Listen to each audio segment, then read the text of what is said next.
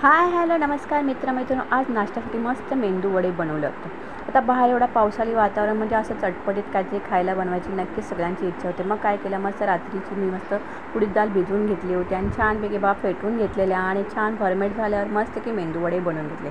छान असे कुरकुरीत मेंदू वडे आणि मस्त 2 प्रकारच्या चटण्या, एक फोडणीची चटणी होती खोबऱ्याची आणि एक साधी चटणी होती आणि त्याच्याबरोबर होतं सांबार। असा साधा सिंपल नाश्ता तुम्ही बनवता का?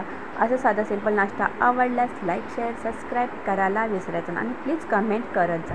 लाईक शेअर सबस्क्राईब आणि कमेंट करायला काही पैसे लागत नाही, फक्त तुम्हाला जर आवडत असेल तर नक्कीच लाईक शेअर सबस्क्राईब करायला बटन दाबा। आणि ते छान बघा चटणी तयार झाल्या आहे 2 प्रकारच्या आणि मस्त मेंदू वडे मस्त तळून घेतलेले आहेत आणि आपलं इथं मस्त ताट सजून तयार झालेलं आहे। तर बघा मस्त की सांबार मस्त झालेला आहे, चिंच वगैरे टाकलेली तर सांबारला एक नंबर चव आली होती आणि मस्त पाऊस पडत होता बाहेर आणि गरम गरम मस्त मेंदू वडे खायला एक नंबर मजा आली।